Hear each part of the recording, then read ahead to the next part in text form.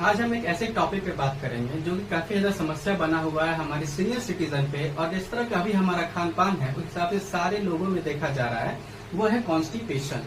Constipation यानी कब्जियत। अगर सिंपल भाषा में समझे, यानी दिन भर में अगर हम लोग खा रहे हैं 4 से 5 किलो और बाथरूम बिल्कुल नहीं हो रहा है, हो भी रहा है तो 10 से 50 ग्राम, तो वो हो जाता है हमारा कॉन्स्टिपेशन यानी कब्जियत। तो कैसे पता करेंगे कि किसी आदमी को कॉन्स्टिपेशन है या नहीं है? तो उसका कुछ लक्षण होता है, जैसे पेनफुल टू पास। तो जब भी हम लोग अभी बाथरूम जाते हैं और हमारे बाथरूम करते समय क्या होता है, काफी ज्यादा दर्द महसूस हो रहा है, वो दर्द पेट में ना होकर अगर रेक्टम में होता है, ठीक है, जिस जगह से स्टूल पास होता है उस जगह को रेक्टम कहते हैं, तो रेक्टम में अगर ज्यादा दम लगाने से दर्द हो रहा है तो क्या होता है, कॉन्स्टिपेशन का लक्षण हो सकता है।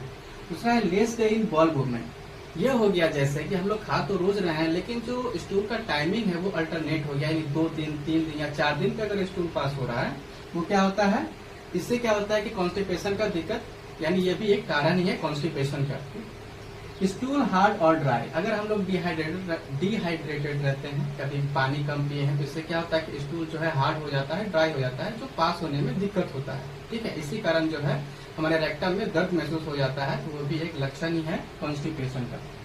Feeling that not all stool has passed. यानी कभी कभी अगर हम लोग बाथरूम गए और ऐसा फीलिंग हुआ कि ठीक से पूरी तरह से पेट साफ नहीं हुआ है, अभी थोड़ा सा तो लग रहा है कि ऐसे और थोड़ा सा होना चाहिए था, तो ये फील ही आना अपने आप में कॉन्स्टिपेशन का लक्षण है।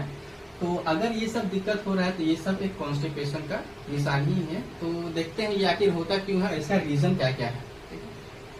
तो इसको समझने से पहले अगर आप लोगों ने, जितने भी दर्शक है, अगर मेरे चैनल को सब्सक्राइब नहीं किया है तो प्लीज आप लोग सब्सक्राइब कर लो। कॉन्स्टिपेशन होता क्यों है, तो इसका कुछ रीजन।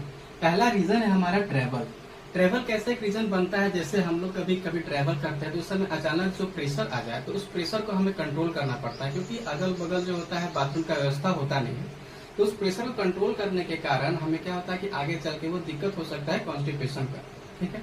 दूसरा है हमारा विजिट अदर होम। ये सबसे बड़ा दिक्कत है। बहुत से लोग जो होते हैं किसी अनजान व्यक्ति या दूसरे घर के घर जाते हैं, उस समय क्या होता है कि अगर उस समय प्रेशर आ जाए तो उन्हें दूसरे का बाथरूम यूज करना पड़ता है।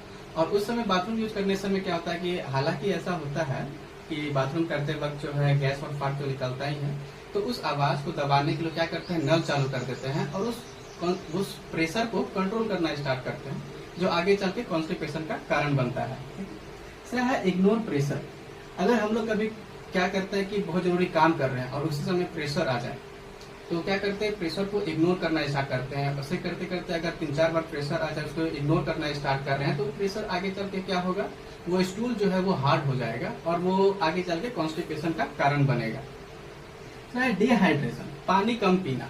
अगर पानी कम पिएंगे तो हमारा इंटेस्टाइनल जो है, लार्ज इंटेस्टाइनल ठीक से साफ होगा नहीं, और जो स्टूल जो है वो हार्ड और ड्राई होते जाएगा, जो कि आगे चल के कॉन्स्टिपेशन का या कब्जियत का कारण बन जाएगा। ठीक है। लैक ऑफ फाइबर जो होता है वो बहुत सारे फूड और वेजिटेबल्स में पाया जाता है, जो कि हमारे डाइजेशन के लिए अच्छा होता है। तो अगर फाइबर का इंटेक हम लोग प्रॉपर मात्रा में नहीं कर रहे हैं तो वो आगे चल के क्या होगा, कॉन्स्टिपेशन का कारण बनता है, क्योंकि फाइबर जो है डाइजेस्टिव सिस्टम को हम लोग का मजबूत करता है। ठीक है। तो फाइबर से रिलेटेड कौन कौन सा फूड हो जाता है, जैसे ग्रीन वेजिटेबल्स हो गया, नट्स हो गया और दाल हो गया। एक है चेंज इन फूड। अगर हम लोग ज्यादातर बाहर का खाना खा रहे हैं, घर का खाना नहीं खा रहे हैं, तो इस हिसाब से क्या होता है कि बाहर के खाना में काफी ज्यादा मिलावट होता है, जो कि हमारे डाइजेस्टिव सिस्टम को बर्बाद कर सकता है। ठीक है। वो आगे चल के भी कॉन्स्टिपेशन का कारण बन सकता है। अब ये जो रीजन है, इस रीजन को सॉल्व करने के लिए कुछ सोल्यूशन है कॉन्स्टिपेशन को कैसे सॉल्व किया जाए। तो पहला है फिजिकल एक्टिविटी।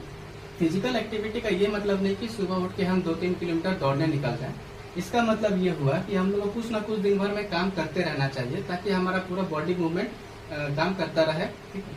इससे क्या होगा, हमारा डाइजेस्टिव सिस्टम जो है प्रॉपर तरीके से ठीक रहेगा। इन्हें कि खाना खाए और सो गए, फिर खाए और फिर सो गए, इससे क्या होगा, कॉन्स्टिपेशन का दिक्कत आ जाएगा। हाइड्रेटेड, हमें हमेशा जो है हाइड्रेटेड रहना है, यानी पानी पीते रहना है, कभी भी डिहाइड्रेशन का समस्या होने नहीं देना है। ठीक है। और है फ्रूट्स।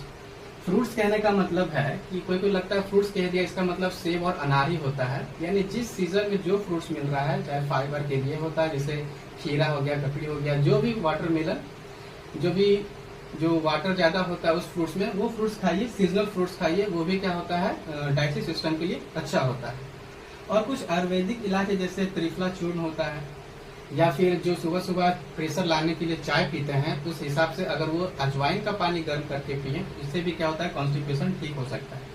अगर इन सब के बावजूद आपका कॉन्स्टिपेशन नहीं रुक रहा है, कब्जियत नहीं रुक रहा है, तब आपको हो सकता है कि रेक्टम या इंटेस्टाइनल में कुछ गड़बड़ हो, कुछ दिक्कत हो, उसको आपको डॉक्टर से दिखाना ही पड़े। ठीक।